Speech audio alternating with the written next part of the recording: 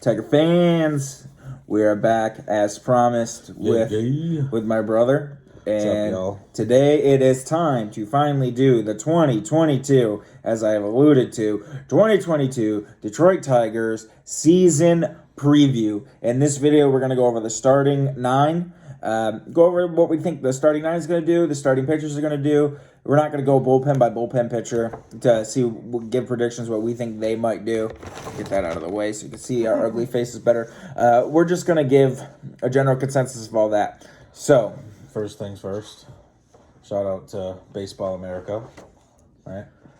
still very, very sad that there's no Riley Green next to him starting tomorrow. I just ordered these this week. They're already sold out. Yo, look how cool this is on the front, though. But this is the back. Cunha, Vladdy on the front. Much respect to both. It really stinks that tomorrow we would have saw Riley Green and Spencer Torkelson debut, but it is what it is. They were not going to see him, but at least we get to see Austin Meadows and Spencer Torkelson. For all you guys going on opening day tomorrow, it's looking like it's going to be closer to 50 with a 40% chance of rain. So not the greatest, typical Michigan weather this time of year, because of course it's going to be warm before opening day, and then it's going to be absolute dog shit on opening day. Thank you, Michigan. So let's start out first. Expectations for the 2022 Tigers. Well, let's start with the MLB's predictions. They had the Tigers finishing fourth in the division with only 73 wins. Which is a joke. What I kind of want to start with is 2021. 2021 last year, we were coming into a year from 2020 that 2020 they were on pace to win like 60 games if it was a full season. 2021 they came out and they played way beyond expectations. AJ Hinch's first year, a definite clear distinction between a Ron Gardenhire team and an AJ Hinch team. Last year we saw that if players did not perform, they were not afraid to platoon them and or ship them out of Detroit down to Toledo or DFA them. Nomar Mazara, perfect example. There was a definite culture change. Everyone talks about instead of not expecting to win, they expect to win. Trying to play fundamental baseball. They got a little bit better defensively. They still weren't great, but they got a little bit better defensively. Guys like Mize and Skubal really took a step forward. I mean, Skubal last year, he set the Tigers strikeout rookie record, which is insane. You would think Justin Verlander had it, but he didn't. Casey Mize had an ERA under 4, looked great. We had guys like Peralta last year have really good years. Tyler Alexander was a guy that come up out of nowhere and had a really good year and solidified himself as a guy in the rotation and or bullpen, which he is going to be in the rotation this year. Breakout guys, Akil Baddoo last year was someone that came out and broke out of nowhere. Miguel Cabrera hitting his 500th home run last year. So there was a lot of positives last year in 2021. They got really close to 500. The series that screwed them is when they played the Twins, when they got swept. I think they lost 4 straight games, and they had that one game where Jake Rogers hit a grand slam, and they still lost it because of Derek Holland, which was a terrible game. They had a couple of those series though through the year, and it's like they really could have won 80 games last year if they didn't have a couple of those bad stretches. I mean, every team goes through it, but it's just unfortunate because they could have already won 80 games last year, which is what baffles me why MLB thinks we're only going to win 73. Yeah. With a 77-win season behind us, which is a vast improvement that we've seen anything since 2016. This season, I think it's a tale of two teams. They're either going to take the other step forward and compete for a second wild card, or they're going to be really bad and they're going to be hurt by injuries. And players who we think need to take a step up can either have a sophomore slump in their, or they have injuries and guys don't play that well. Like worst case scenario, Miguel Cabrera is even less productive than he was. Akil Baddoo is not that productive. Austin Meadows looks like 2020 Austin Meadows, where he's absolutely horrible. Mize Manning or Skubal takes a step back, and they're just awful. And a couple spots in the rotation look bad. Erod might not, he's had injury problems in the past, and he's been inconsistent. There's a lot of ifs and a lot of intangibles on this team that could make them only win 73 games. But there's a lot of talent that is coming in to this season that has now been in the big leagues a couple years. You now add Spencer Torkelson. You eventually add Riley Green. You added a nice power bat in the middle of the lineup with Austin Meadows. So And now, there could still be guys on the farm that debut. There's Joey Wentz that's down there. He could come up and help this year. Other depth options might finally come up and make the big leagues this year, like Ryan Kreidler. So there is a lot of depth and a lot of talent. So my prediction this year is I think we win. The high side is 85 games. I'm going to say they take a step forward and win 83 games and compete for a second wildcard spot because of that extra playoff spot. I think they're way better than they were last year. They won a lot of games with a team that wasn't nearly as good as they were last year. And with the additions of Spencer Torkelson and Riley Green and eventually Riley Green and Austin Meadows, I think that they win 83 games. What's your prediction? I was going to say 85, 84, a little on the higher side than you, but, definitely not 73. Yeah, I think 73 is a slap in the face as a Tigers fan, considering all the talent that's on the roster now and the steps they took forward. I think they have the ability to finish second in the division. I know Minnesota has done what Minnesota's done, but here's the thing about Minnesota. They are getting a bunch of guys that are fourth, fifth starters. They just got Chris Paddock today. Now that adds with him and Sonny Gray. And Sonny Gray he's not a frontline guy. Well, they also have like Buxton and Correa, and those two don't really ever stay proven to be healthy. So Byron Buxton is always hurt. Carlos Correa is hurt. Miguel Sano has never really amounted into too much. They got Max Kepler, who's a great player. Alec Kirilloff, I like him. But that team is so boom or bust because they have so many injury questions. Their starting rotation is really not that great. I do like Buxton, though. I do like Buxton a lot as well. Solid. But their starting rotation really is not anything that special. They got a bunch of guys that are number 3, number 4 starters. I think the Guardians are better than them. Absolutely. When you have Savali, Bieber, and Plesac going in that 1 through 3, and Sticks, Dr. Sticks. And Emmanuel Clase. Yeah. As you close out, the thing is, like, if Cleveland had a decent offense, because they just traded Bradley Zimmer today, if Cleveland had a decent offense, Cleveland could easily be better than Detroit this year because of their starting rotation is so good. When you have Zach Plesac and Bieber and Tristan McKenzie, they just have so much freaking pitching talent, and it's absolutely stupid. The biggest thing about them is they added no one, and all they really have is Jose Ramirez and Franmil Reyes. That's the only reason why I don't think they're better than the Tigers, because their offense is not going to score enough to support their pitching. Now, I think their pitching is going to make it competitive, and the Tigers and Cleveland will have a comparative record for most of the season. And Cleveland has really whooped our ass the last 5 years in the head-to-head. This is the last year that the MLB will play 19 games within divisions. After this year, it goes to the balanced schedules where you play everyone. So who knows? But they need to play Cleveland a lot better if they're going to compete for a second wild card spot. Because the last year, the Tigers did not play in division games very well at all. They played 500 teams or better, very tough, but they did not play very well in division. And they need to beat Cleveland this year for sure. They need to have a winning record against the division in general if they want to go anywhere. And not just Cleveland. This is a big series to start out with the White Sox because it sets the tone. Because the White Sox, we can both agree. Well, good start for the Tigers fans because Tim Anderson is out just the first 2 games of the season due to the altercation that happened last year in Comerica Park when we plunked Jose Abreu and there was an altercation. Anderson apparently bumped one of the umpires, so he's out for the first 2 games of the season. And they don't have Lance Lynn. They don't have Lance Lynn. They don't have Crochet as well, because under Tommy John, they traded Craig Kimbrell for A.J. Pollock.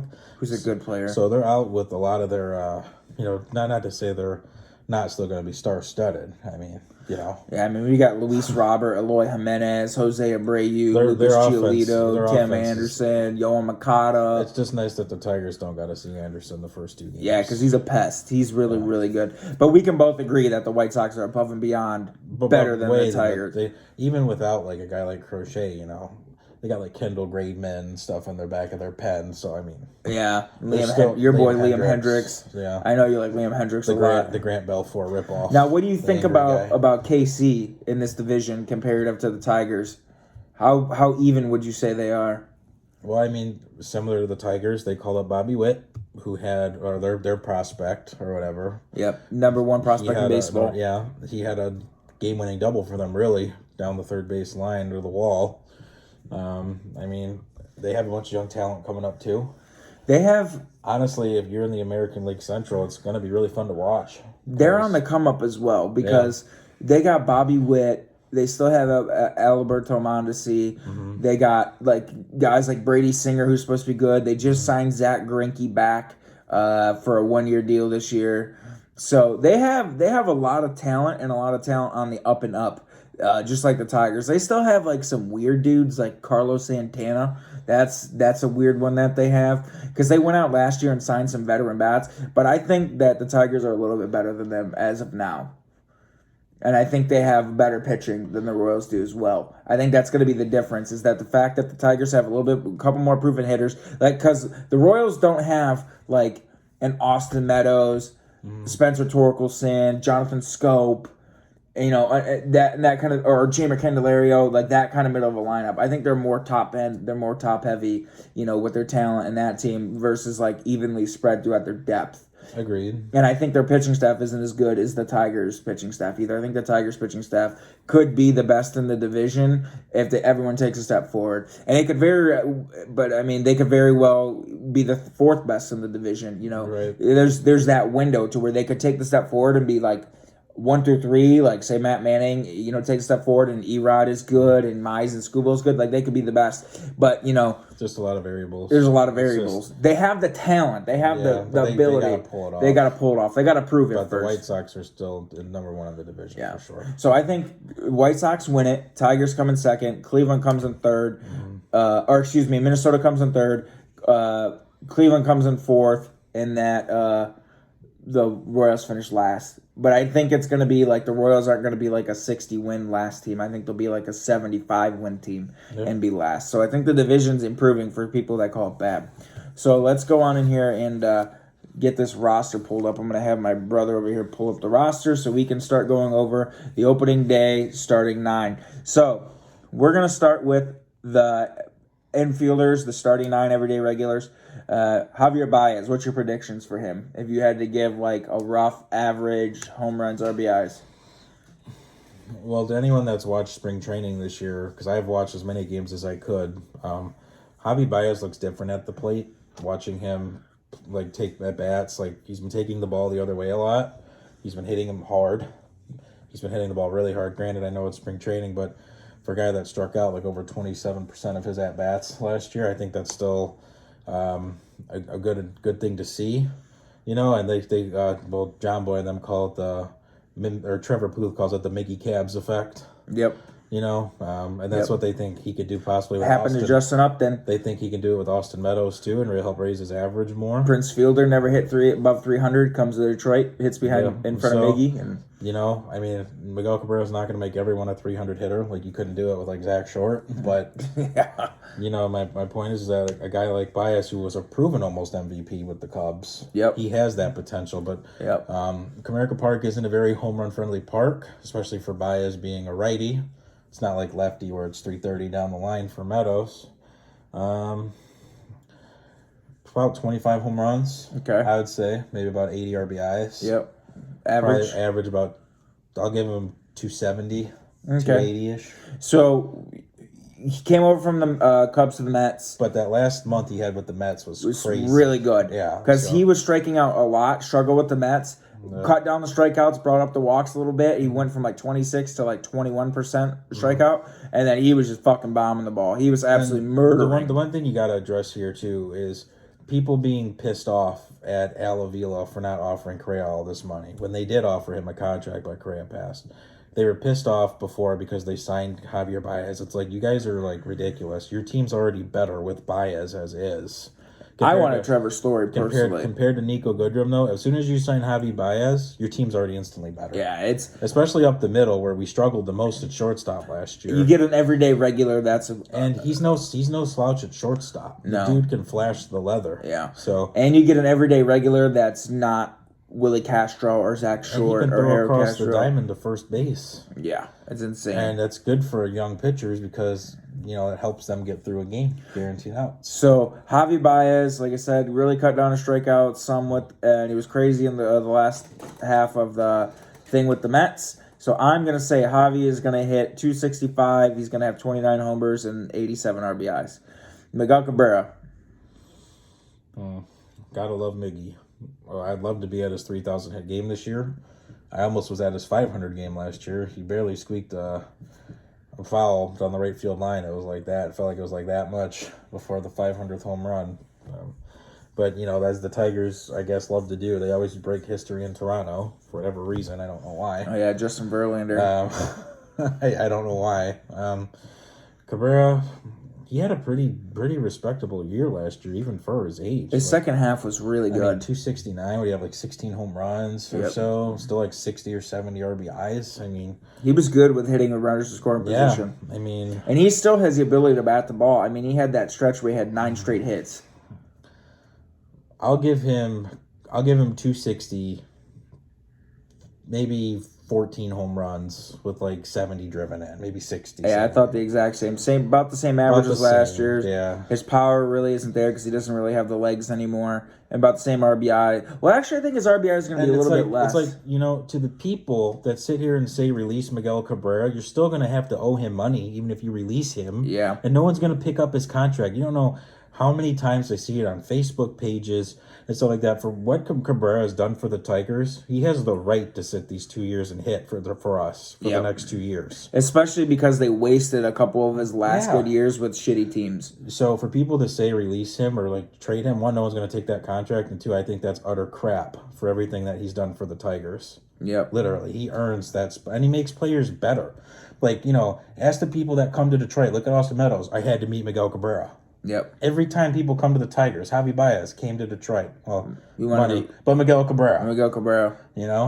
So it's I just don't get all the hate. Spencer Torkelson, who's been right under his ear the whole time. Yeah. Miguel Cabrera. When Spencer Torkelson got called to the big leagues, Miguel Cabrera was in the office giving him the first base. So to these people that are giving Cabrera crap, need to back off. Yeah. Because it's a joke to me. So I think Miggy, same average by last year. I think his RBI is going to be a little bit less because he's going to be further down in the lineup. Oh, yeah. So I think he probably has 55, 60 RBIs. He already accepted it too. So Jamer.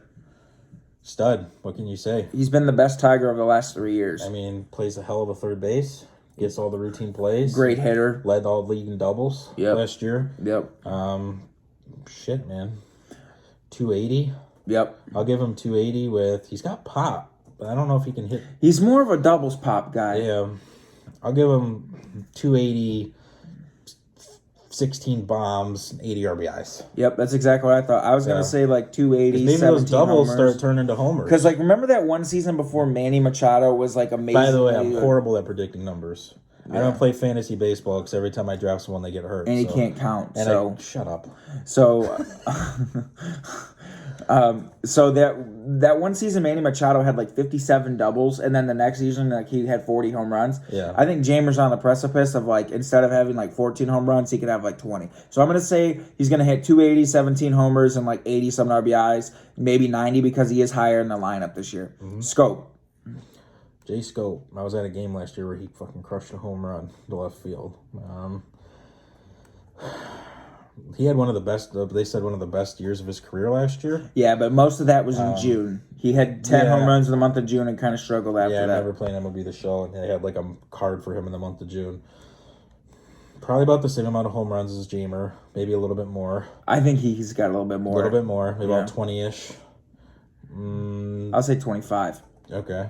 Because I said ish. Because he's got a couple more guys in the lineup that are better this year. I say ish. Because Scope carried the Tigers in June, and some of July. I think this year with Meadows and Jamer and Torque, I don't think he's gonna have to carry the lineup as much. 80 RBIs, 270, maybe a little higher. So I'm gonna say 267, 24 home runs, and 83 RBIs. So we're close. Yeah. Okay. All right, Torque. This is a good one. 40 home runs, 330, 150 RBIs. He's hitting 400 this year. He's the fucking man. I don't know what to say. So I've been watching a lot of videos on Torque. Whether when we first drafted him, they had the off season with the Tigers, so you got to see the inside of his house and stuff like that. Yeah, that was a cool video. He's got this little workout bench too in his garage. Mm-hmm. It's kind of funny. You figured a player like that would have a really big gym, but he doesn't. But I guess you don't need all of that, at least for him. Fuck, man. Want me to go first? Considering he hit 270 combined, 31 homers, and was it 90 RBI, 91 or something like that? Yep. Harold Reynolds, I remember when he got drafted and he was going over like the hitting and stuff, like he really was high on Torkelson's pitch recognition. Like he sees it out the hand and he just knows it's a ball. Like it's insane for his age is what he was saying. Garrett Cole at bat, Aaron Nola at bat. Whether it was like, he's already proved it this spring. Right. Whether it's just like the other teams are taking notice, like the Phillies broadcasters, stuff like that. Like the kid, everyone just, when they're around him, the kid's special. They can just see it. They feel it. I think, you know what? I'm going to give Torque 20 bombs. I think that's respectable. Yeah, for a rookie. 15 to 20 bombs. I'll give him that. 270. Okay. Maybe 275. I think I'm probably being a little nice there. Probably about 65 to 70 RBIs. So, because he's batting 8th. But I'm right now at least. But I'm being not. I don't know. Like, because with prospects, it's so hard. I don't know. Here's why I'm going to preface my predictions. Torkelson at every single level he initially came into struggled. West Michigan struggled. And I went to a Toledo game with him last year towards the end of the season. He went 0 for 5. He struggled. Riley Green had a home run that game we went to. No, he hit a triple. I thought that was... Who was that then? Whatever. Cole Tucker hit a home run that game. Yeah, because me and Steven were at the hat shop there when it happened. So, Torkelson, West Michigan struggled, went to AA, struggled, went to AAA, struggled, but every single time after he got a few at-bats underneath him, he started raking. So, I think that Torque is going to hit 260 or 255 because he's going to struggle initially, but then get his feet underneath him and just bomb it. I think he's going to have 21 home runs and probably 60 RBIs or 65 RBIs. So... I feel like you're downplaying him. No, I'm not, because he struggles out the gate every single time, and there's going to get stretches of time as a rookie where he's going to hit. How much looked like he struggled this spring? He got hit a lot this spring. But how many at bats did he have? Hang on, I don't know what's up with pitchers, but y'all need to stop hitting Torque, like for real. He had 4 times this spring. Yes, but he also only had 30 at bats. You give him 400 at bats, 150 of them at bats, he's going to be struggling. Well, he's still hitting over 300. So, but with 20 at bats, the league is going to adjust to him. The league is going to get more of a scouting report on him, and pitchers are going to know how. To me, Torque's a smart hitter to be able to adjust back. Exactly, but there's going to be a time for him where he has to adjust back. Yeah, everyone struggles. I get it. He's going to have his struggles, and I think as a rookie in his first go-around in the big leagues, it might take him a little bit longer to adjust to this level, quicker than he did maybe AA or AAA. He's gonna be the next Mike Trout. So, like even Mike Trout struggled his first 100 and some at-bats in the big leagues. I know. So I think if you give him 450 at-bats, there's going to be 150, 160 of those at-bats where he's lost. And he's going to be going through the adjustment. But I think, the 300 or the 200 some 80 other at-bats, the kid's going to give you great at-bats, and he's going to hit 20 bombs out of the park. It's not a knock against him. It's a first-time guy. When Riley Green comes up this season, we'll give our prediction on Riley Green. But when Riley Green comes up this season, it's going to be the same thing. Riley Green about to hit like 290 his first year, maybe close to 300. So we're going to assume that Riley Green comes back the first week of June. Riley's another boy you watch a lot of film on and watch his videos. This got a sweet swing. So let's do Riley's real quick. Riley Green has the ability to be a 300 guy. Yes. Easily, hands down. Yes. And I don't feel like he's a good gap hitter or power hitter, but he doesn't I don't think he means to hit home runs, but he's just got a lot of pop. He can do it. Yeah. But, I'm going to say 290, 8 home runs, and 27 RBIs. Because when he comes up. Yeah. He's only going to have. I think the same. Yeah. If he had a full season, he would have. If he was coming out of spring and was an opening day in Detroit, like this first month probably would have been wild. Yeah. If he was coming out of spring, considering he had 7 extra base hits, I would have said he hit 285, had 15 home runs, and 75 RBIs. He was the hottest hitter on the team by far. Because I think pop is going to come a little bit later for him at the major leagues. He's shown it at the minor leagues, but I think pop is going to be like a second, third year thing for him when he really starts hitting homers. But he has that ability to hit 100%. 25. 100%. But his average is going to be more important because he gets on base a lot. The dude's just a good hitter. Yep. All right, Akil Baddoo, prediction. Fucking stud. That's all I'm saying. He hasn't done an absolute thing to not make this club or not prove to be one of the everyday outfielders. That's why, when we got Meadows, I was like, dude, what are they gonna do? I was kind of shocked. It was like 1 or midnight in the morning. I looked and I was like, what? So I'm gonna say 270, 17 home runs, and 70 RBIs. I think Badu can hit 20. He could hit 20, but I'm going to say a little conservative. He can get streaky and with power. He's like... I just want to see... The only reason why I don't give him more is because he had a lot of struggles with adjusting last year. I just want to see how he adjusts. Well... I'm going to play it conservative. I think he can't hit more than 20, but I'm going to say 270, 17, and 65 RBIs. Fair enough. Because I think there's going to come a point in time where if he's struggling, he's going to go into a platoon. Last year he struggled a bit. Yeah, but I think he might be a platoon if he struggles. Yeah. But then when he figured it out a little bit again. He was a tank. He's a really good player. I remember when he first came up last year and I was watching those games and he had that first home run. I was like, I don't know. He's got good apple pop. Yeah. All right, so what's your prediction? For what? Badu. I said about the same. Okay. Robbie Grossman. He's going to be a platoon guy now, so it seems. Well, I think he hit like 240 last year. Because he goes through weird stretches. I'm going to guess about the same. Yeah. He'll probably have close to 20 homers. Especially with him being a platoon guy now. But it seems that way. He eventually might be. I'd say 20 homers because that's what he had last year, close to last year. Mm-hmm. And I'd say probably another 60, 70 RBI guy. That's what he's going to be. Maybe even low 60s, high 50s. At least until Green gets back. Until Green's back. All right, Austin Meadows.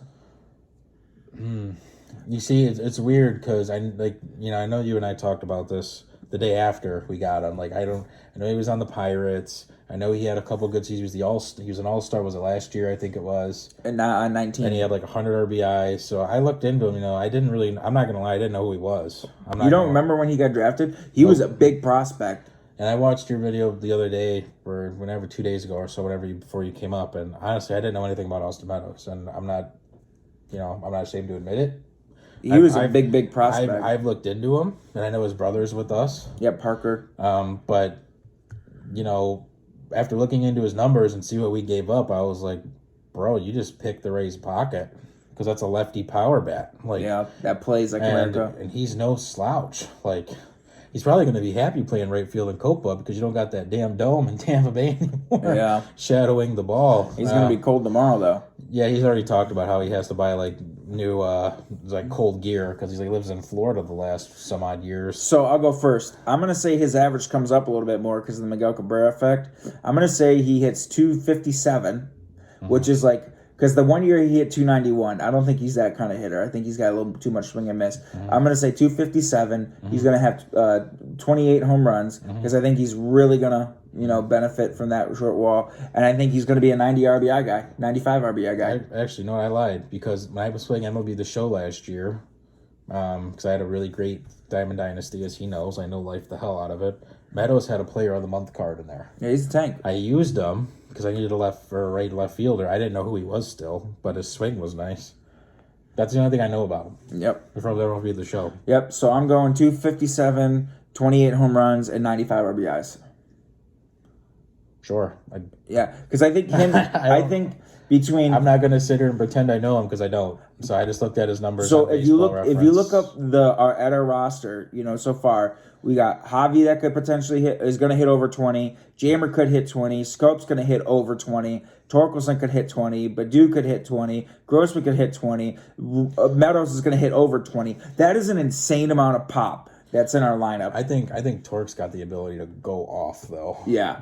To go off. If Torque figures it out, he might hit 30. He's going to be scary. But we got to see how he adjusts to the league. Yeah. But just looking at this lineup compared to what we had in 2019, it's insane how much better it is. But also, too, with that, the insane being better, there's so much buzz going around Detroit about the Tigers. Even at my work at the hospital and stuff, it's just such a different feel about this team. Yeah.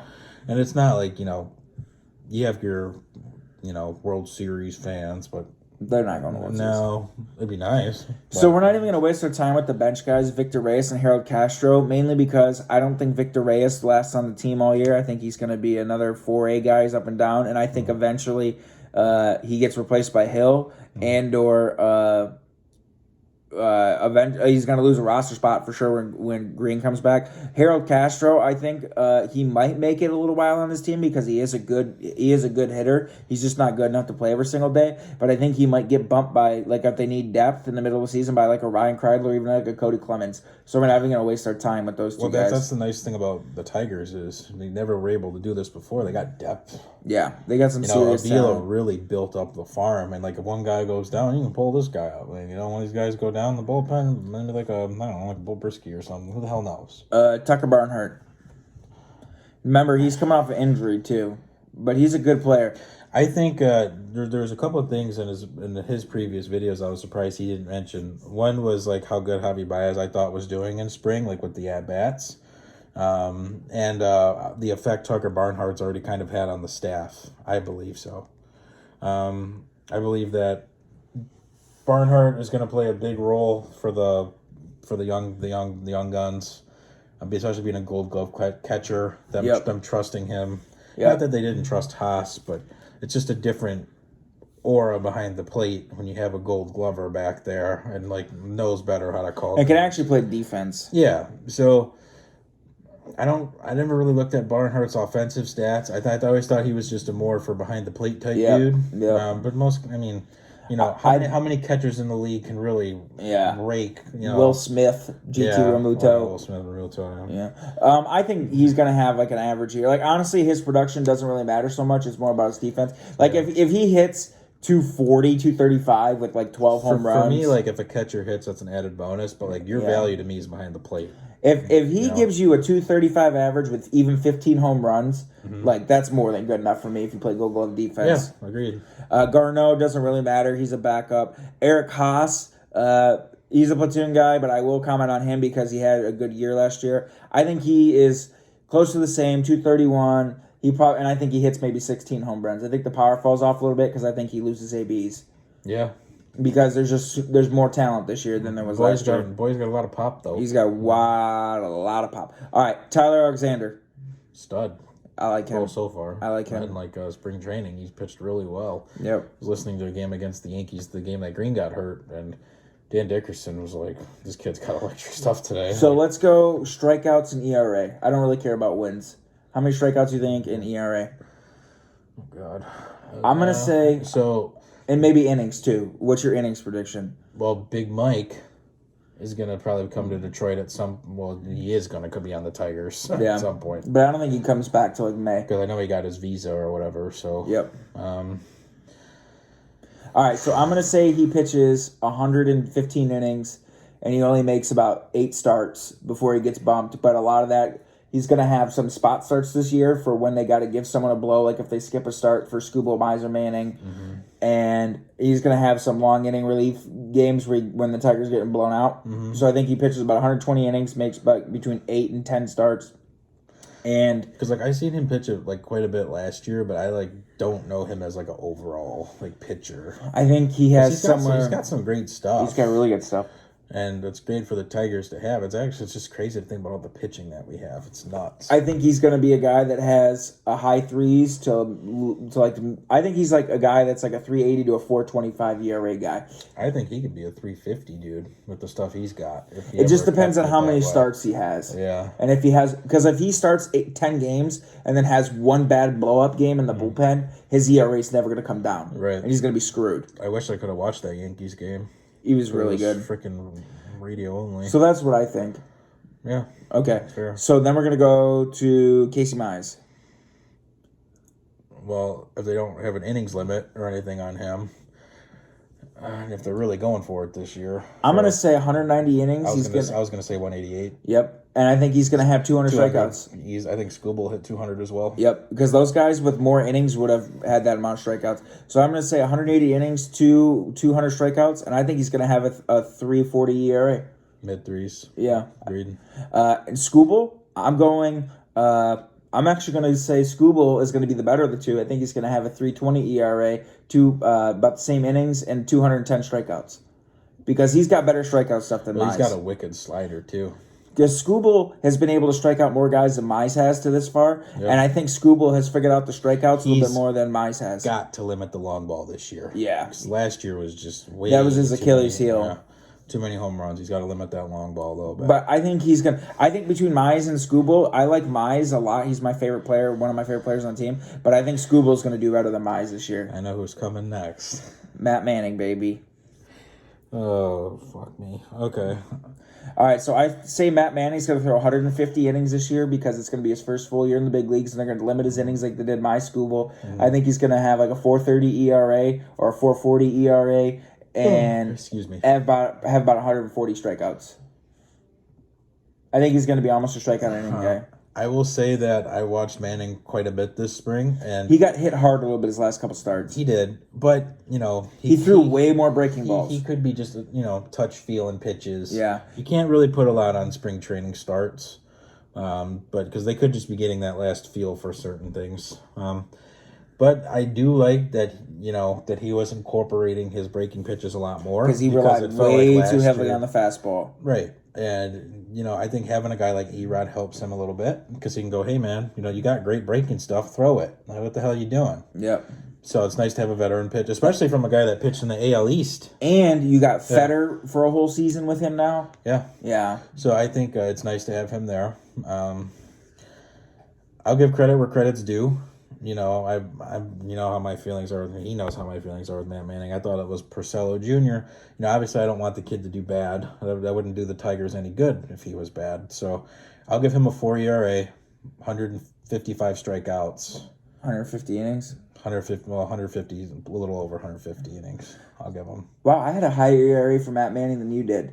Here's why I think the breaking pitches I see from when they were located were great. Great. That was how he had great breaking. I was kind of surprised because last year when he had to start with the Angels, he was just getting crushed. But even like the next couple of starts, just fastball. I'm like, where the hell is his off-speed pitches? And everything was hard outs. Right. Everything. So I think this year that I have his ERA high because I think he's going to have a couple of big blow-up games because he's still so young. But I think the strikeout stuff comes a little bit more to fruition this year because he's always been a guy in the minor leagues that's always struck out like between 8 to 10 hitters per 9. Agreed. And I think now that he's learning to, one, be able to throw his breaking balls for strikes, being able to throw his breaking balls in fastball counts, and not just relying on the fastball, I think it's going to help him a lot. Because last year, I was watching that, especially his first 4 starts, I'm like, every single ball that's hit off him, there's not one weak bit of contact, and his highest in strikeouts was 4. And I'm not when I say Porcello Jr., I'm not saying the Cy Young in Boston. I mean the crappy version. When he had 5 ERAs. But I think he's going to be better than Porcello. So I think Matt Manning finds more of his strikeout stuff this year, especially if he's throwing his breaking ball more and he's knowing how to throw it fastball counts. He's got great stuff. It's like kid, just trust your stuff, man. Yeah, you got it.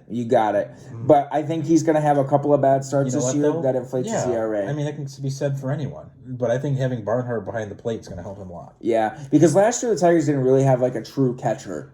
They had a merry-go-round of a bunch of guys that kind of. Because Rogers went down. Yeah. Then you freaking had Haas. Then Grayson Griner wasn't with anything. And Garneau came in. Yeah. And Dingler's not really.